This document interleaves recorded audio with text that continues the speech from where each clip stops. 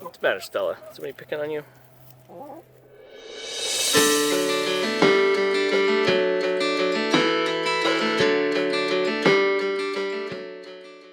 Hey guys, Chad here with New England Homesteaders. It's Friday, about lunchtime I guess, and I came out to feed the chickens. I was sitting in my office this morning and I heard a noise behind me, and I turned around and there was a little mouse sitting on the box behind me. So Gibson!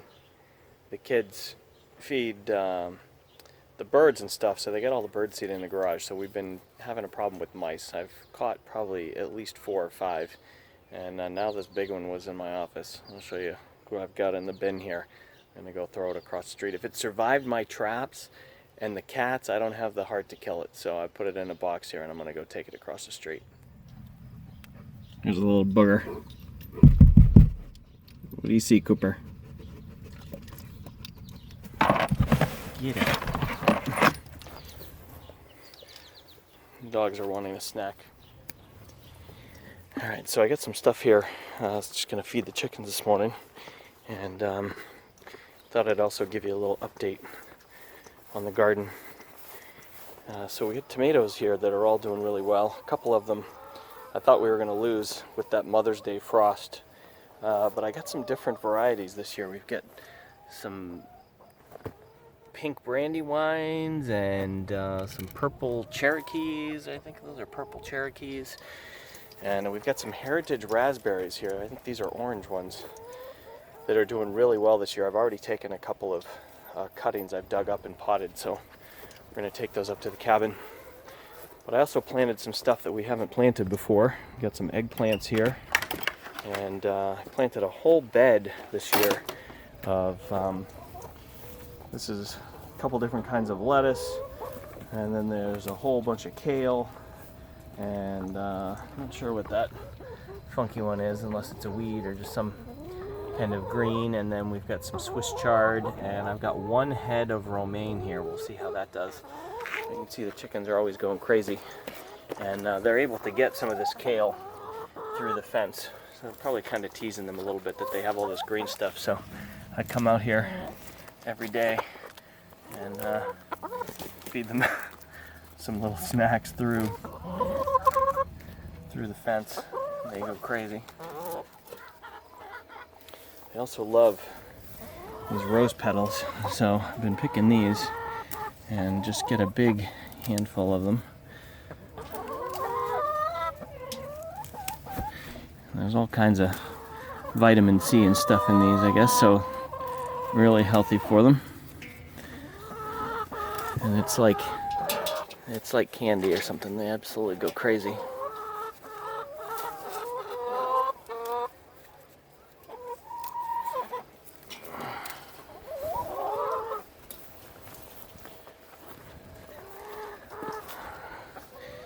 There's a bunch. I'll go ahead and pick some lettuce for them too.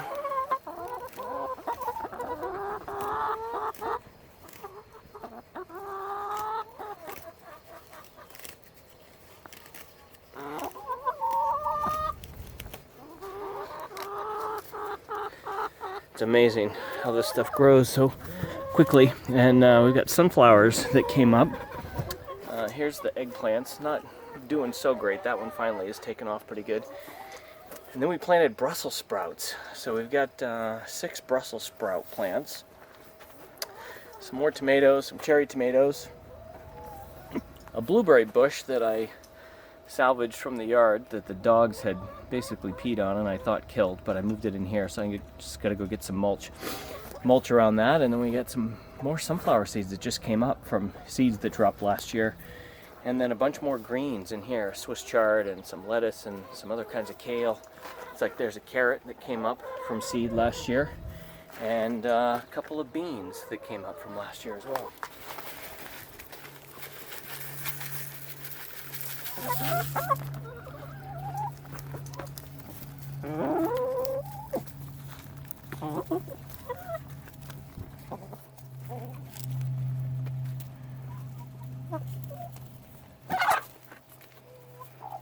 What's the matter, Stella? Somebody picking on you? she gets the brunt of the pecking order here, and then Athena's still got a little bit of stuff on her as well, but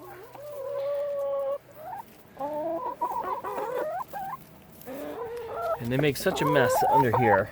There's so much food that's spilled out on the ground, and usually what they do is dig through this looking for the good stuff. So there's at least another day plus worth of food here on the ground, so I'm not going to give them any feed today, and maybe not even tomorrow. We'll see how they do, get them to clean all that up. Slobs. But every time I come out here, they're hungry, as if like I don't even feed them. So I'll come out here later today and give them some more greens. I usually go around and pick lots of weeds in the yard, and then pick a bunch of lettuce as well. But I thought I'd show you what else I got going on. So we're still a couple weeks out on the timber harvest. The timber company got delayed this year because of all the rain we had. So they should be getting started in the next couple of weeks. And once we get that back section cleared out behind the cabin, everything's going to kind of start to take shape, and we'll be able to visualize where things are going to go. We also sent off our initial payment to Ben over at Whole Systems Design, and so we're going to get him engaged with designing the whole layout of the homestead. But just in the last couple of weeks, I took advantage of some sales, and I'll give you a shot here. I bought a bunch of trees. So Stark Nurseries, if you check them out online, they were blowing out a lot of their bare rootstock stuff from this year. So I picked up a bunch of fruit trees, pears and peaches and apples, and they came as bare rootstock, just shipped overnight FedEx. And they've been out here for about a week. I just bought a bunch of pots online. These were about $3 a piece for these pots at Home Depot, and I found them on Amazon for less than $1 a piece. So I ordered 50 of them. So I got a bunch of these pots and a couple of bigger ones that we had left over from some other stuff that we bought. But just in a week, these have really started to green out, and I think all but 2 of them are getting leaves on them already. So things are doing pretty well, and they're going to live in these pots for another month or so until we can figure out where they're going up at the homestead and get them in the ground. But here inside my little fenced area to keep the dogs and rabbits, although we haven't had rabbits lately causing problems. These are all of those plants that we bought earlier in the year. So we've got raspberries and grapes and blueberries, a bunch of different kinds of grapes. These are actually goji berries. So this one seems to be doing okay. It's not taking off gangbusters, but we'll see how it does. A couple more grapes. These are a couple of blueberries right here, and then several different varieties of raspberries that we bought. This is actually a little branch that broke off from one of the grapes, and I got it to root and put it in here, so we're propagating another grape plant. And there's another goji berry. And then I've got 40 plants of these blueberries. These are all high bush blueberries that we got from our friends Bobby and Shannon up there at Quarry View Farm. They still have a bunch of them. These are 1-year-old blueberry high bush plants. So we've got 40 of those. We're going to have quite a blueberry patch up at the homestead. And then this is one of the raspberry suckers that I propagated from our plant over there, the heritage plant I just showed you. And then this is a wild black raspberry, I think, that the chipmunks brought in here. And so I took a cutting of that. And I've also been propagating some of this lamb's quarters. We don't really have any of that around the cabin. So I've been digging it up around the yard and put it in these pots and see if I can get a lamb's quarters bed going up at the cabin. And the other thing that we got going this year are potatoes. And I've done this before in the bin, and it worked really well. This year I picked up several bags back early on of different kinds of potatoes. I think at like Tractor Supply or Job Lot or something. And I waited too long to get them in the ground, and they were starting to mold, so I wasn't sure if they were actually going to grow. But I divided them up among 3 bins, and I actually probably have too many potato plants in here in these bins. But back around Mother's Day, way down at the bottom, there was only an inch of soil in the bottom, and then literally every day these plants would grow, and I would add dirt and just keep filling up. So now that we're capped off, we're going to let it go. This one still needs a little bit more. I'll get some more dirt down in here. to get this filled in all the way. But basically we just let them grow, and then in September, October, after the frost, when the plants die, we just dump those buckets out on a tarp and pick up the potatoes. So it's a pretty easy way to grow potatoes. One of the guys I follow online, Lumnah Acres, I'll post a link to his page or his video in the description below. He's growing potatoes in bins that he made from cattle panels and just old rotten hay that he's got layered in there. So definitely want to do this on a bigger scale next year up at the homestead, and hopefully we'll have our root cellar built as well, so we'll be able to store a bunch of potatoes and beets, carrots, and other things. Here's our let's see, cucumbers right here. Finally are doing okay. We lost a couple of the plants to that same Mother's Day frost that killed off some of the tomatoes. This one's coming back okay, we'll see what happens. And then we've got a couple of cauliflower plants here that I'm not sure why these two in particular are having problems, but we're finally getting some heads. You can see the broccoli coming in there, and we've got cauliflower coming in pretty good on these. This is the first time that we have grown broccoli and cauliflower and Brussels sprouts this year, so pretty excited. Just need to figure out where everything's going to go so we can transplant and get all of these grapes and raspberries and blackberry bushes and blueberry bushes and all these trees moved up to the cabin. And I've got 6 more trees coming today or tomorrow. I've got 3 more peaches and 3 more pears coming. And actually I'll show you on our peach tree over here. So this is our peach tree that's about 5 years old, maybe 4 years old, 3 years old. And we finally are getting peaches this year. There's quite a few on here.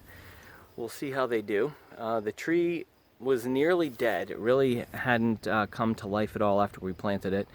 And then one of my sons was weed whacking, and he whacked the base of the tree and just about girdled all the outside of the bark off of it. And I chewed him out for, you know, killing the tree or nearly finishing off the tree. And then the darn thing woke up and has been pretty crazy. And now all of a sudden this year we've got a bunch of peaches on here. So pretty excited about that. Using some of my grafting skills, knowledge overview in a book that I bought, I'm going to see if I can do a couple of graftings from this tree and see if we can propagate a couple of peach trees off of this one as well. I bought a book on pruning too, because you can see by the shape here this definitely needs to be pruned a bit and get some better shape to it. This plum tree over here was completely out of control and has never produced any fruit. So I just pruned it the other day and just cut back all the crazy stuff that was really growing outside the main shape of the tree. So this winter, or you know, in the spring before it starts to leaf in, we're going to do some pruning and see if we can get that to take life and give some fruit. And then we've got the rhubarb down here that we need to harvest a bunch of, but this is all doing pretty well. And I'm going to propagate some of that and get that up to the homestead as well. So that's about it for the update today. There's a lot going on. Deb and I are actually going up to the farm by the river in Effingham, New Hampshire tomorrow to meet Eve, who runs the farm. They're Katahdin sheep breeders, and we're actually going to hopefully pick out some sheep. She's looking to sell some of her breeding stock, so hopefully we're going to pick up some breeding stock and some lambs next spring, not too long after we move up to the cabin. So we're really excited to go meet her and see a bunch of baby sheep tomorrow. So I'll try to get some video of that and get that uploaded shortly thereafter as well. So coming up, it's Father's Day weekend. Hope all you dads get out there and have some fun with your kids and have some relaxing time, or get away from the kids, or whatever you usually do on Father's Day. And have a productive weekend, and we will talk to you guys soon.